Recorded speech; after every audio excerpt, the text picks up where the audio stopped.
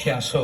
দিন হচ্ছে দুই প্রকার, প্রধানত দিনে হক আর দিনে বাতিল। এরপর এ সম্পর্কে আল্লাহ তাআলা বলতেছেন, কুল জাআল হাক্কু ওয়া যাহাকাল বাতিল ইন্নাল বাতিলা কানা যাহুকা।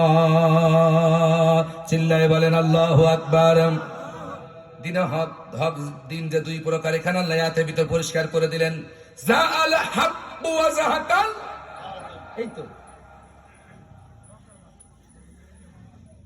দিন মানে জীবন ব্যবস্থা, দিন মানে সমাজ ব্যবস্থা, দিন মানে আইন আদালত ব্যবস্থা, দিন মানে রাষ্ট্রীয় ব্যবস্থা, দিন মানে পারিবারিক ব্যবস্থা।